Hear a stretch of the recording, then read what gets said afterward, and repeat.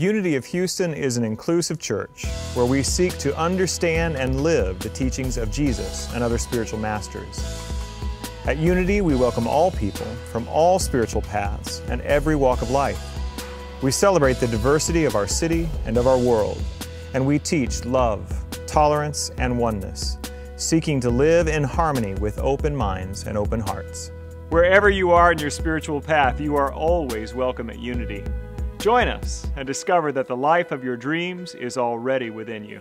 We're talking about spiritual gifts. We're talking about the spiritual gift of prophecy this evening.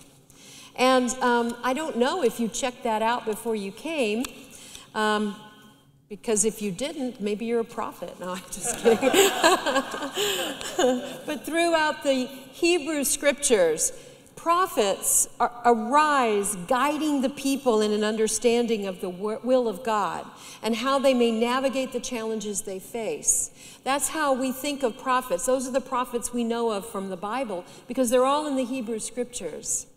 In the Christian Scriptures, there are no prophets identified because it's Jesus and the writings of Paul that point to opening ourselves to receiving these messages directly from Spirit.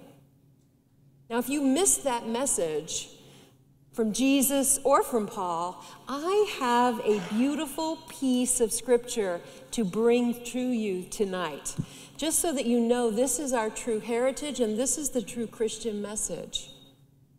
1 Corinthians chapter 2. Verses 12 through 14, 3 verses. So those of you who don't like Bible, you can live through this. Just listen to this. And you're going to be stunned. What we have received is not the spirit of the world, but the Spirit who is from God, so that we may understand what God has freely given us. We've not received the spirit of the world, but the Spirit who's from God. Second verse, this is what we speak, not in words taught us by human wisdom, but in words taught by the Spirit, explaining spiritual realities with Spirit-taught words. Verse 3, the person without the Spirit does not accept the things that come from the Spirit of God, but considers them foolishness and cannot understand them because they are discerned only through the Spirit. Only through the Spirit. And so let's break this down. First verse, what we have received is not the spirit of the world, but the Spirit who is from God, so that we may understand what God has freely given us. We are equipped. That's what this tells us. We are equipped to receive prophecy and understand it. We are hardwired to be able to commune and to relate to Spirit. It is our birthright. It is how we were made. It was for this that we have come into the world. I tell you this with the utmost seriousness. This is our not only privilege, but this is what we are here for. And so opening and opening ourselves to this discerning and opening ourselves to this allowing of our connection to something greater than ourselves to come through us, to begin to trust that, to begin to speak from that, to begin to cultivate it in ourselves. It isn't to make pronouncements or to predict the future. It's not what we're talking about at all. We're talking about serious things here. We're talking about things that matter. We're talking about our connection to this plane of existence as spiritual beings who are living through a physical form. We are, by definition already, prophets to bring a spiritual message into this experience. We are here for that, in one form, in one expression, in one medium or another, through whatever our gifts are, whatever we've been given, and the relationships we've cultivated. Psalm 139, verse 14. I praise you because I am fearfully and wonderfully made. Your works are wonderful. I know that full well. We are the vessels of this intelligence, of this beauty, of this power, and of the ideas that are here to be expressed. In another talk I did a few weeks ago on, I think it was wisdom. You have to look it up, as this will be for those of you who need to go and check this out. And the spiritual gift of wisdom actually was knowledge, I just remembered, because it's Nikola Tesla. But I love what he said, and I'm going to say it again because it's still relevant. My brain, he said, is only a receiver. In the universe, there is a core from which we obtain knowledge, strength, and inspiration. I have not penetrated into the secrets of this core, but I know that it exists. But I know that it exists. I haven't seen it. He's a scientist. He hasn't measured it, but he receives the ideas. He receives the knowledge that activates the gifts that he has brought into the world. And he knows it comes from some other place. Not from him, but through him. This is what we were created to know, to remember, and to live from. Verse 2. This is what we speak, not in words taught us by human wisdom, but in words taught by the Spirit, explaining spiritual realities with Spirit-taught words. We know things we didn't know we knew. Do you not find that true from time to time? Something you just know is true. Whether you ever go and explore it or go find out about it, there's just something unknowing. And you know how you know it? You know it because you are Spirit itself. You are one with Spirit. You are one with the invisible. And that comes through as we need it. We know it as we need to know it. Spirit is extremely efficient and practical. Spirit does not work in hypothetical situations. So you cannot conjure up some wisdom today for a situation you think might happen tomorrow. What should I say if this thus and such happens, or if that person says something to me, and you do this in prayer, you'll get this crickets from Spirit. You know, it's kind of like, well, check in with me when you need it. Yeah. Check in with me when you actually have the experience. It's only our ego that thinks it's got to plan and craft and manipulate and figure it out and have all this stuff. Spirit-taught words will come when we need it. We understand intuitively spiritual realities with a deeper insight of wordlessness. Wordlessness. Words exist up here. Words have not always been the human condition. We have evolved into words, packages of information, ways of communicating. It serves us, really does. It's a beautiful way to use our bodies and ways of communicating in this 3D world and all the ways that we do it. But they can also be a distraction from the spiritual aspect of ourselves and from the more important organ, not the brain, but the heart. Wordlessness is the place in ourselves where we are connected as a portal for the stream of Spirit to come through us. And there are no words necessary. It is all feeling. Not talking about emotions, not talking about emotions attached to thoughts. This is good, that's bad. Oh boy, this is going to be terrible if that happens. And you start spinning down into whatever, into the cesspool of life. Feelings, however, are true. They are relevant. They emanate from the place in us that is connected to something greater. And so as we allow ourselves to fall into wordlessness, we stop thinking. Get below your chin. Stop thinking about what you would say, who you would tell. editing your own experience, narrating your own life to yourself. Stop that.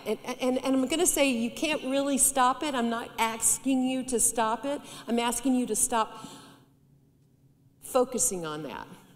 Bring your awareness away. When you start forming words or telling a story or start worrying or start thinking or whatever, as soon as you wake to that, just let yourself fall back into feeling. Let's do it right now. Take a deep breath in. Just notice your heart.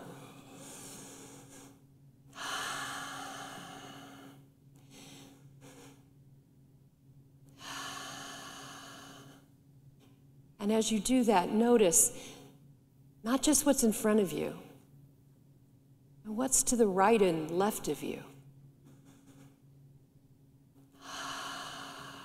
And what's behind you.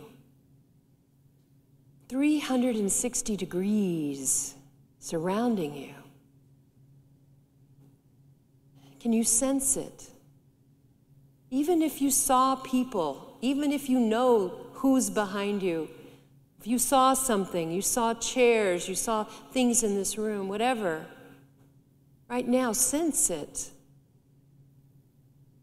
With your eyes closed and a 360 scan around you. Not words, feel it. Okay, come back. We're going to do a little more of that in a little bit. Wordlessness is truly nurturing, truly putting back something deep inside of you. This is really where we live. Spirit-taught words will come as we need them and not before. Revelation in the moment we need to know. Sometimes new words come to us with a new idea or way of seeing. Carol Knapp had this experience. She's driving in the car with her granddaughter and her friend, and she hears, "Oh, can we stop?" The urgent request came from the back seat. I almost didn't. The underground spring water flowing from the open pipe was on the opposite side of the 2-lane highway. Just then, the dirt pullout was vacant, so I quickly maneuvered into the wide spot along the wooded bank. People from all around brought jugs, filled them up with that good, pure water. Soon another car arrived, and I visited with the couple while my granddaughter, Ruby, and her friend Liz cupped their hands and drank the refreshing water. The man informed me, "This water's been flowing for decades. It's checked often for purity, always passes the test. It runs 6 gallons a minute." "Girls," I said, "did you hear that? 6 gallons a minute. I wonder how much that'd be in one day." And before I knew it, Liz and Ruby were scrambling for sticks and crouching on the ground along the road doing their math in the dirt. After an erasure or two on their dirt tablet, they announced proudly, 8,640 gallons. And then I thought about what Jesus told the woman at the well, that he gives living water, the kind that satisfies our hearts, to all who come to him. Water that never runs out, no matter how long or how many people drink it. I love that image of Spirit spilling from me, Carol says, in life-enhancing, living water. Wordlessness, space beneath our chins where we are immersed in living water. Meister Eckhart said, "And suddenly you know it's time to start something new and trust the magic of new beginnings." What is it that alerts you? What is it that suddenly you know something you didn't know a second before? It is your communion with living water, with the connection of something invisible but very real, very true, critically important. Verse 3.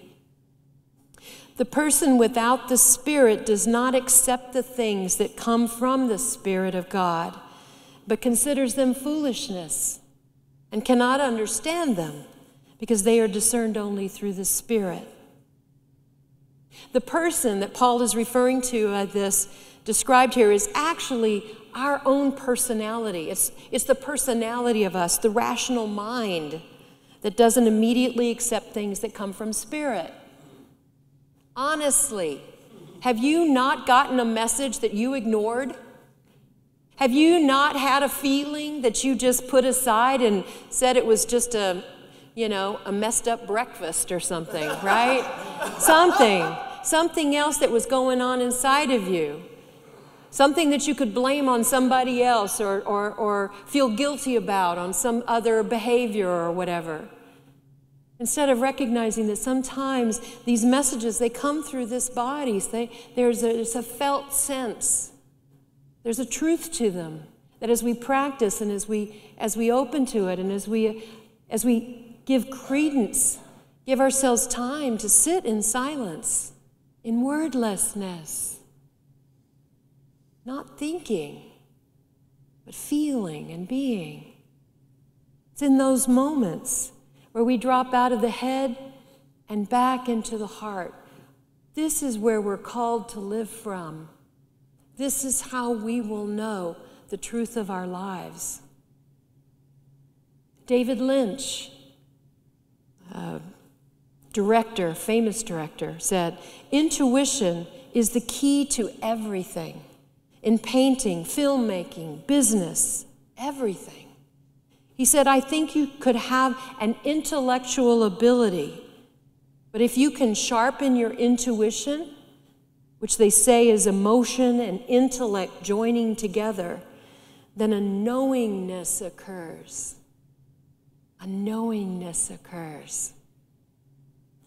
Now, if David Lynch was here, I would just edit him a little bit because I don't think it's the intellect. It is the knowingness that starts here as a whole idea, as a whole perception.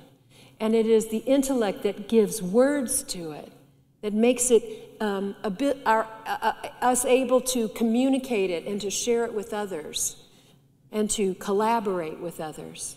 And that's important, but it's the servant, meant to be the servant of the heart.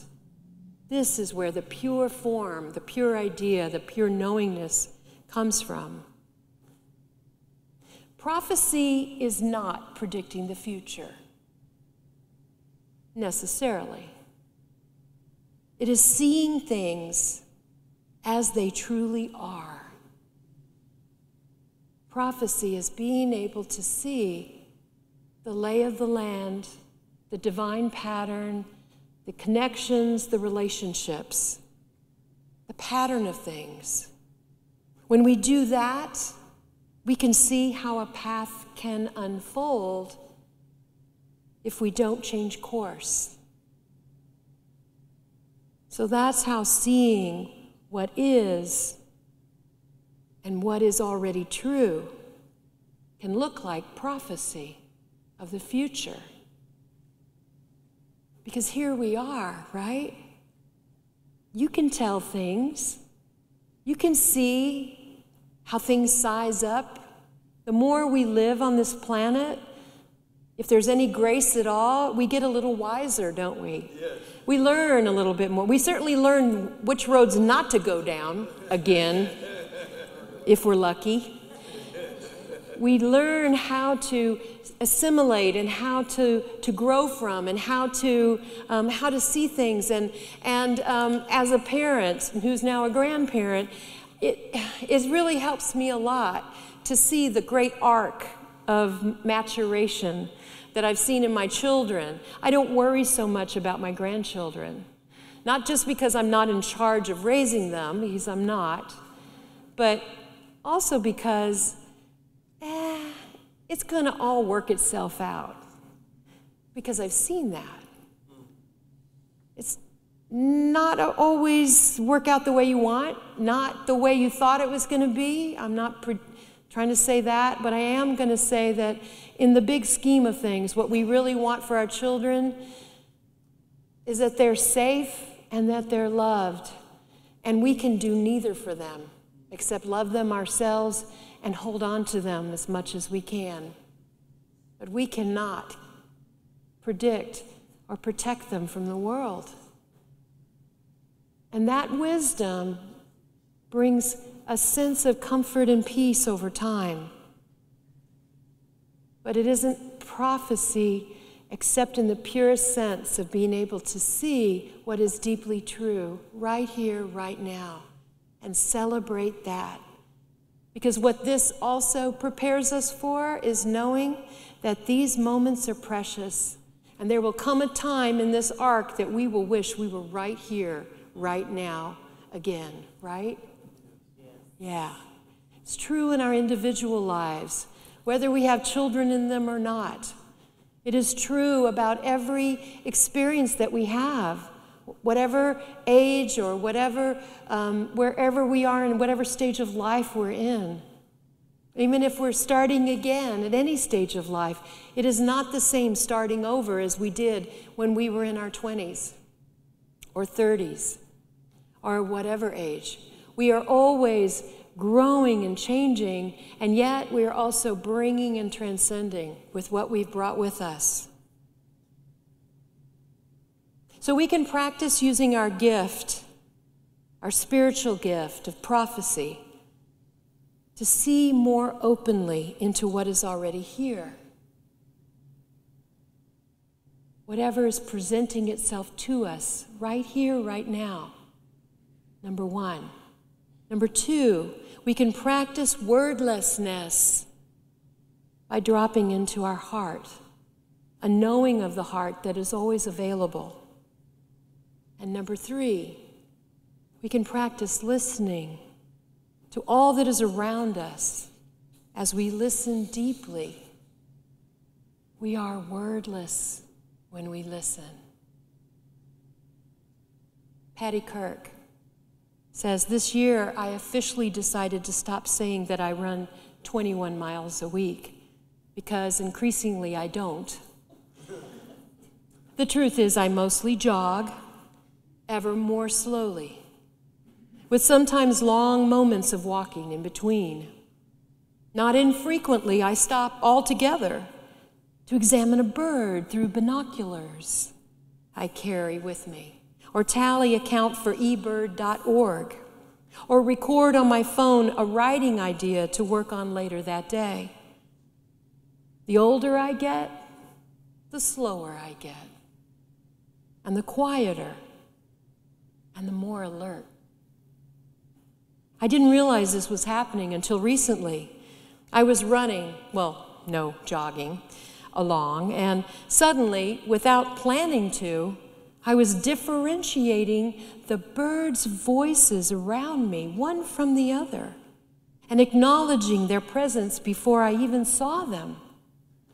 Without meaning to, I was listening for which birds were there with me, out of season or newly arrived voices, voices I'd forgotten from previous years, voices I didn't know at all. I was aware that the flock of meadowlarks surrounding me were westerns, not easterns, though the two species did look identical. And I heard, before seeing, a little towhee, a rare sighting in these parts, squawking forth its funny name. And when the cardinal's chip-chip of winter changed to its fluting summer cry, I sensed the approach of spring. And it's not just birds. Today, without even realizing I was listening, I knew that the train approaching invisibly from the distance had 3 locomotives and was not pulling cars. I heard it, knew it, without even thinking about it. And when I turned to look, I found I was right. That's my hope for the coming seasons. As my life slows down, as it inevitably will, and gets quieter, I'll hear and become ever more aware of God's voice speaking presence into my days. Thank you for watching this message today. I'd like to invite you to join us in person here on campus at Unity of Houston for Sunday morning or Wednesday evening services. If you can't be with us here on our campus, you can still join us live on Facebook or on our website, unityhouston.org, Sunday mornings at 11 a.m. Central.